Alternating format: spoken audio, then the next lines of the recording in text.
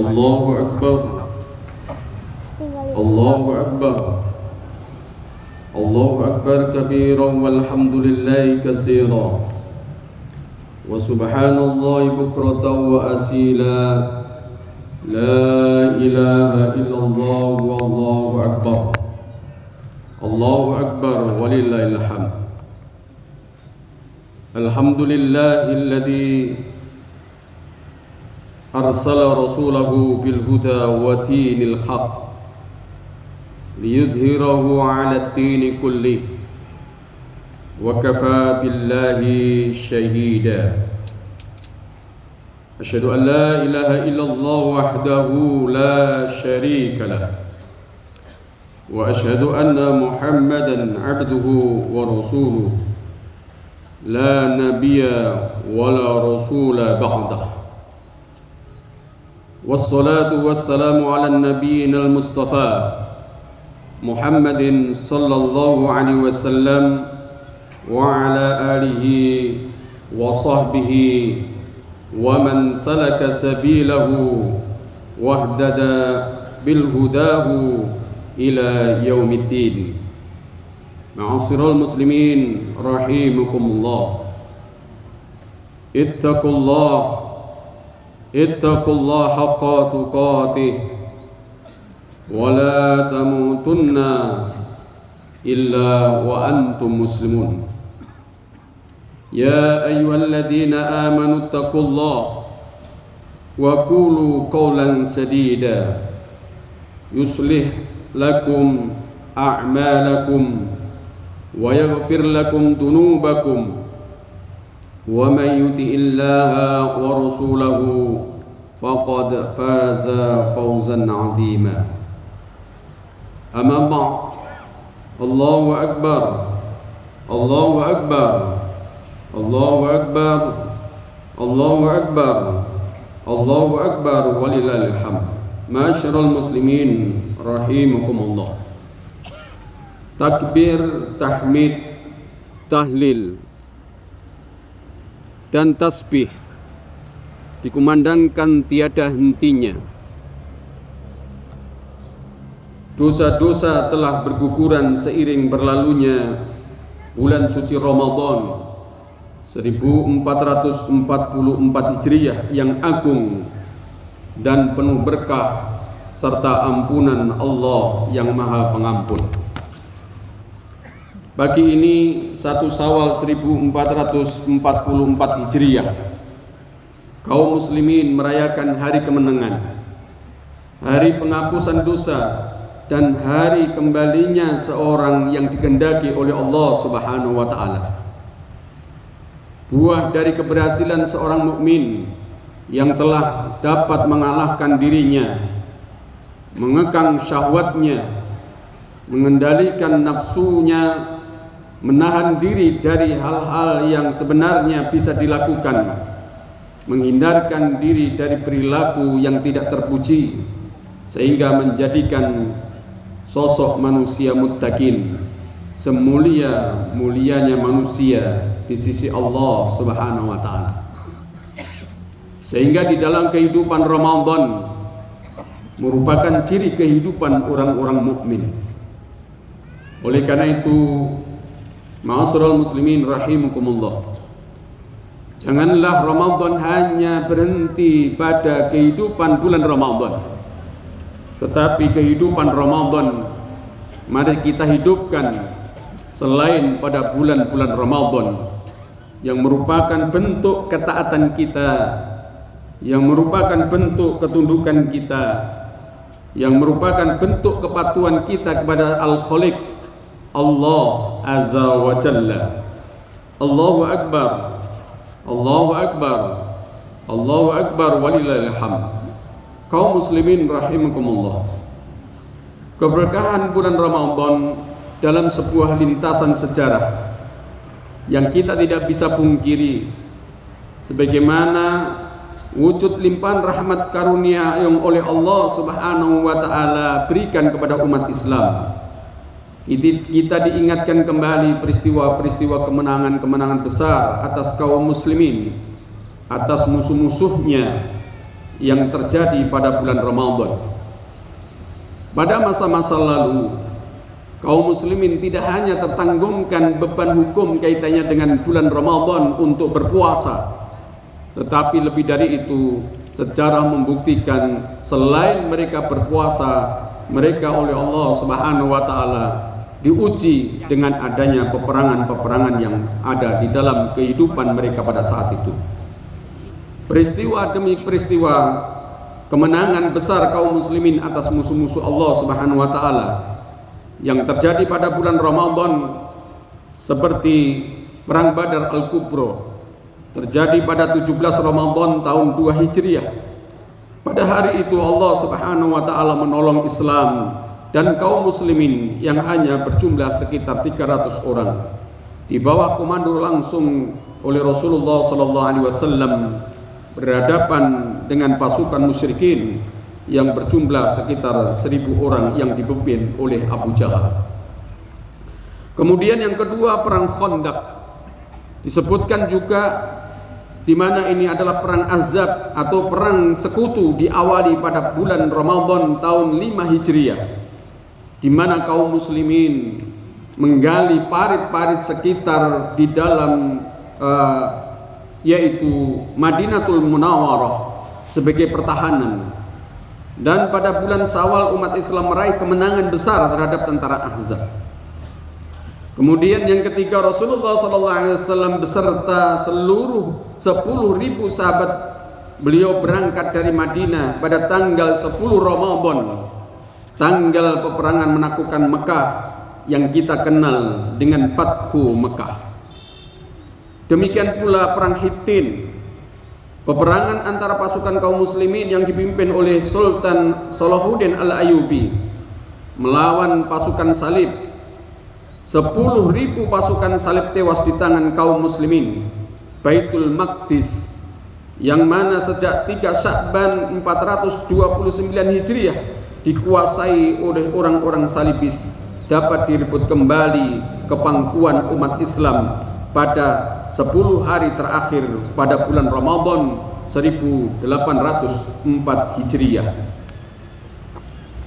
Selain itu, perang Aun Jalut tepatnya pada hari Jumat tanggal 25 Ramadan 658 Hijriah, di tempat yang bernama Ain Jalut inilah terjadi peperangan antara pasukan kaum muslimin yang dipimpin oleh Al-Mudzaffar Saifuddin Al-Qutus dan Zahir Al-Pirpis melawan pasukan Tartar yang dipimpin oleh Kitbuqo.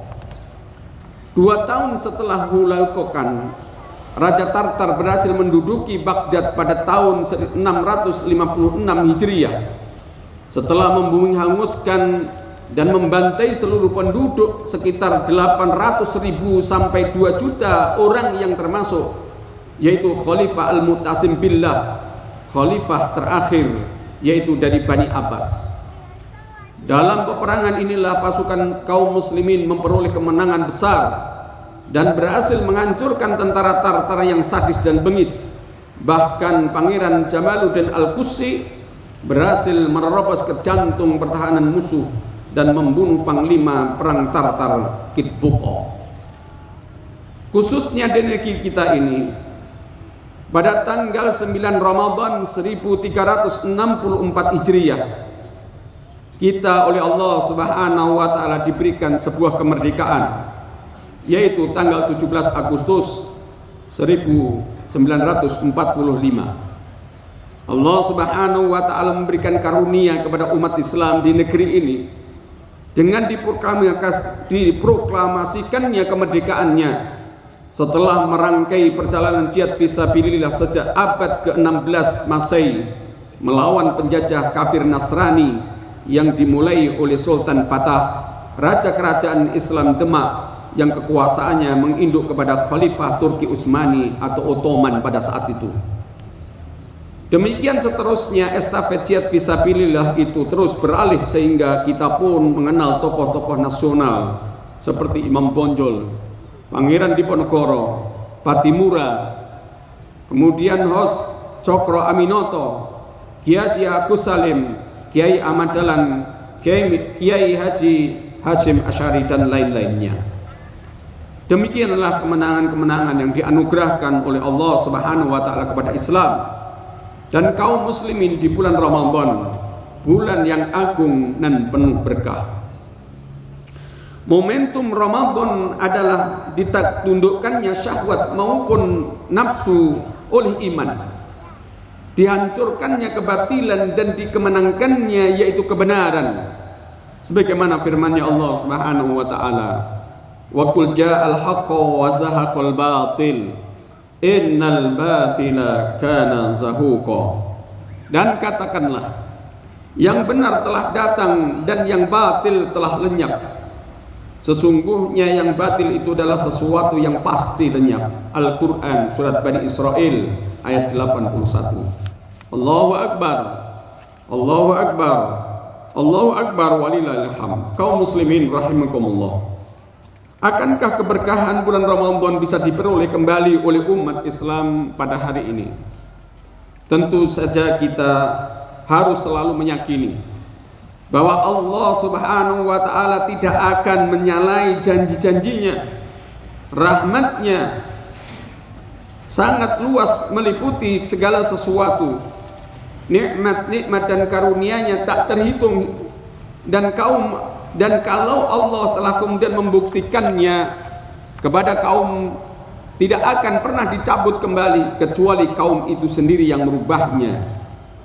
Allah Subhanahu wa taala telah berfirman di dalam surat Al-Anfal ayat 53. Dzalika bi anna Allah lam yakun mughayyiran ni'matan an'amaha 'ala qaumi hatta yughayyiru ma bi anfusihim wa anna Allaha sami'un 'alim.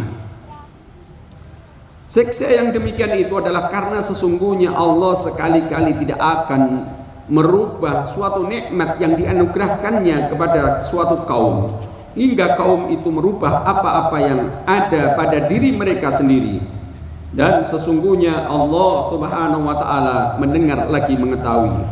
Al-Quran surat Al-Anfal 53. Dalam ayat di atas Allah Subhanahu wa taala memberitahukan tentang keadilannya yang maha sempurna dalam ketetapan hukumnya, di mana Dia Allah tidak akan merubah nikmat yang telah dikaruniakan kepada seorang atau kaum melainkan karena dosa yang dilakukannya. Yang demikian itu pula sebagaimana yang oleh Allah Subhanahu wa taala firmankan di dalam ayat yang lainnya, yaitu sebagaimana di dalam surat Ar-Ra'd ayat 11. Innallaha la yughayyiru ma biqaumin hatta yughayyiru ma bi anfusihim.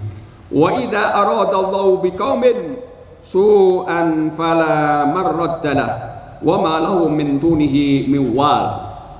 Sesungguhnya Allah tidak merubah keadaan suatu kaum sehingga mereka merubah keadaan yang ada pada kaum itu sendiri.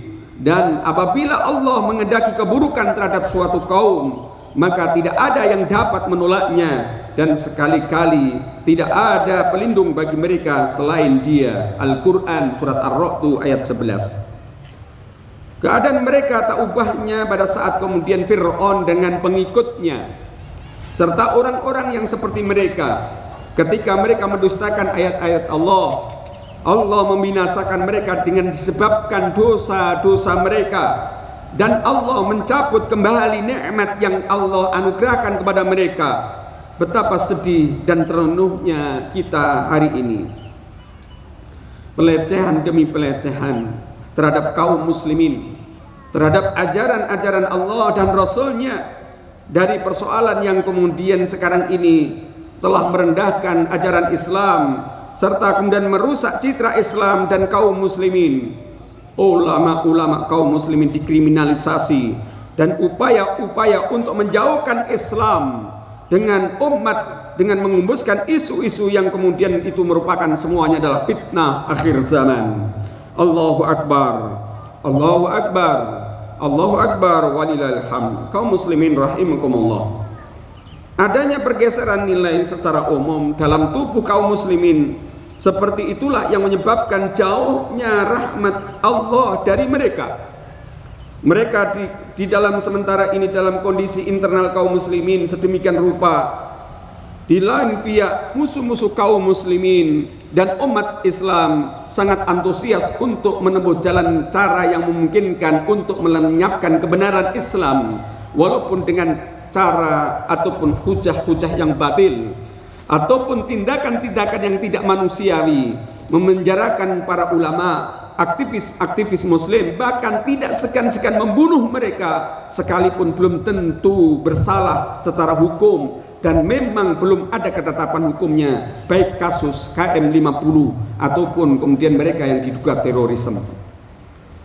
Allah berperan kepada nabinya, Allah berpesan kepada nabinya Rasulullah sallallahu alaihi wasallam yang tentu saja pesan untuk orang-orang yang beriman agar jangan sampai terberdaya tipu daya mereka, karena sejak dahulu pun karakter orang-orang yang kafir memang seperti itu, sebagaimana firman-Nya Allah Subhanahu wa taala di dalam surat Al-Mu'min ayat 4 sampai 6 yang artinya, tidak ada yang memperdebatkan tentang ayat-ayat Allah kecuali orang-orang yang kafir.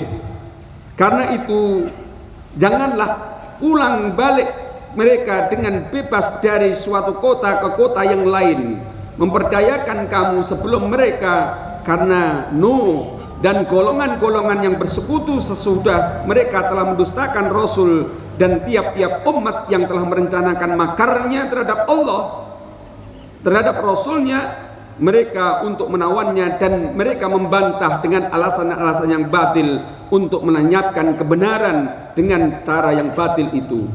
Karena itu aku azab mereka, maka betapa pedihnya azabku, dan demikianlah telah pasti berlalu ketetapan azab Tuhanmu terhadap orang-orang yang kafir, karena sesungguhnya mereka adalah penghuni neraka. Al-Quran surat Al-Mu'min ayat 4 sampai 6. Kaum muslimin tidak boleh terpedaya dengan makar-makar jahat kufar wal munafikin. Tentu harus sentiasa waspada terhadap persengkongkolan yang mereka lakukan. Kondisi kita lebih sulit kalau kemudian dibandingkan dengan masa-masa awal Islam. Sebab di masa itu orang-orang munafik belum berani secara terang-terangan menampakkan permusuhannya. Akan tetapi pada masa kita sekarang ini, hari ini kita saksikan mereka mengaku beriman secara terang-terangan, tetapi bekerja sama dengan musuh-musuh Allah untuk memerangi kaum muslimin yang berjuang demi tegaknya syariat Allah dan Rasulnya. Allahu Akbar, Allahu Akbar, Allahu Akbar, walillahil hamd. Sangat jauh berbeda antara kehendak Allah dengan kemauan orang-orang yang mengikuti syahwatnya. Allah berkehendak menjelaskan syariat-syariat dan perintah-perintahnya dan larangan-larangannya, dan berkehendak memberikan petunjuk kepada siapa yang dikehendaki atas jalan hidup yang benar, dan menyelamatkan baik di dunia dan di akhirat yang telah ditempuh orang-orang yang soleh dan para nabi-nabi terdahulu, serta senantiasa menerima tobat dari hambanya yang mau bertobat. Sementara mereka yang larut dengan syahwatnya, berkemauan memalingkan orang-orang yang beriman dari kebenaran, tersesat dengan kesesatan yang sejauh-jauhnya. Sebagaimana firman-Nya Allah Subhanahu wa taala di dalam Al-Qur'an surat An-Nisa ayat 26 sampai 27 yang artinya, Allah hendak menerangkan hukum-hukum syariatnya kepadamu dan menunjukimu kepada jalan-jalan orang yang sebelum kamu, yaitu para nabi dan solihin, dan hendaklah menerima taubatmu, dan Allah maha mengetahui lagi maha bijaksana.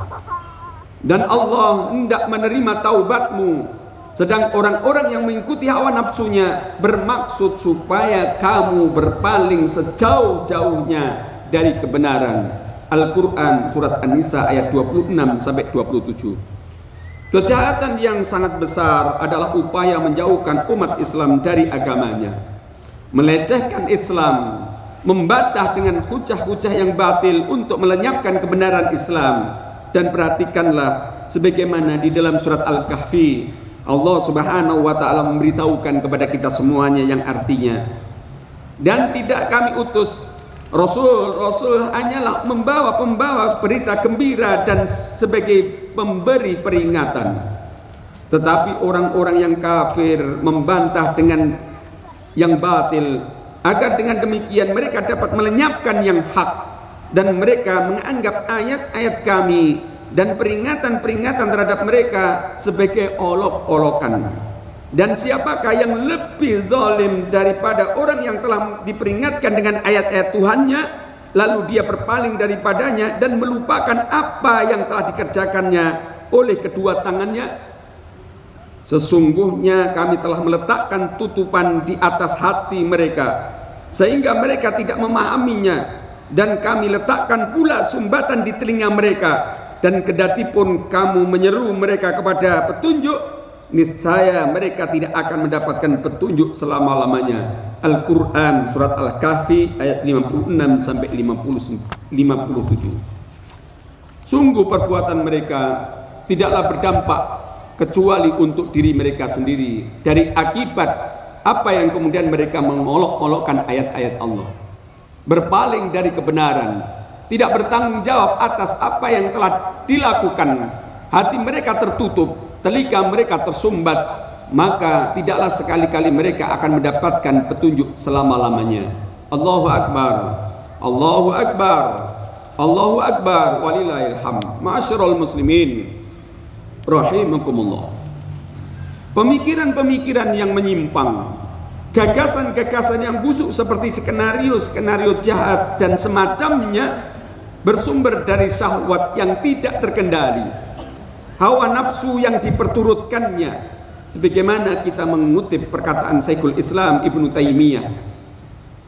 Apabila syahwat berkumpul dengan kelalaian, maka keduanya menjadi sumber segala keburukan dalam diri manusia. Dan apabila subhat, syahwat dan kelalaian bertemu, maka ketiganya menjadi sumber kejahatan. Oleh karena itu seharusnya kita sebagai orang-orang yang beriman selalu menjaga diri dari hal-hal yang demikian. Fa insyaallah, dengan melaksanakan ibadah saum dengan sebenar-benarnya, kita akan terlatih mengendalikan diri sehingga tidak terjerumus ke jurang kebinasaan. Ibnul Qayyim bertutur kepada kita semuanya, sesungguhnya sumber dari segala kejahatan adalah subhat dan syahwat. Subhat tidak dapat direndam kecuali dengan keyakinan, dan syahwat tidak akan bisa ditolak kecuali dengan kesabaran. Dan dengan perantaran sabar dan yakin, engkau dapat mencapai tingkatan imamuddin, yaitu orang-orang yang selalu menjadikan agamanya sebagai tolok ukurnya. Allah Subhanahu wa taala telah berfirman, wa ja'alna minhu a'immatan yahduna bi amrina lamma sabaru wa kana bi ayatina yuqinun. Dan kami jadikan di antara mereka itu pemimpin-pemimpin yang memberi petunjuk dengan perintah kami ketika mereka bersabar dan adalah mereka meyakini ayat-ayat kami. Al-Quran surat As-Sajdah ayat 24. Semoga apa yang kami sampaikan dari khutbah Idul Fitri 1444 Hijriah ini dapat bermanfaat bagi kita semuanya. Jikalau ada benarnya dalam khutbah ini, merupakan sesungguhnya kebenaran itu adalah datangnya dari Allah. Dan apabila kemudian ini ada sebuah kesalahan, maka itu semata-mata dari doifnya dari diri kami sendiri. Mari kita berdoa kepada Allah Subhanahu wa taala.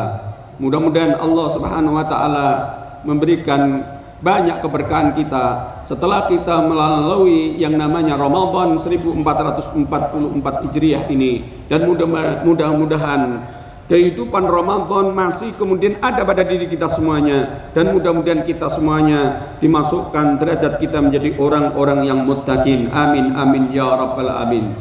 Allahumma ighfir lil muslimin wal muslimat wal mu'minin wal mu'minat al-ahya'i minhum wal amwat innaka ala kulli syai'in qadir. Rabbana iftah bainana wa baina qaumina bil haqq. Rabbana iftah bainana wa baina qaumina bil haqq wa anta khairul fatihin. Rabbana waj'alna muslimain laka wa min dhurriyyatina ummatan muslimatan lak wa arina manasikana wa tub 'alaina innaka antat tawwabur rahim. Rabbana dhalamna anfusana wa illam taghfir lana wa tarhamna lanakunanna minal khasirin. Rabbana hab lana min azwajina wa dzurriyyatina qurrata a'yun waj'alna lil muttaqina imama waj'alna lil muttaqina imama. Rabbana atina fid dunya hasanah wa fil akhirati hasanah wa qina adzabannar. Walhamdulillahi rabbil alamin. Assalamualaikum warahmatullahi wabarakatuh.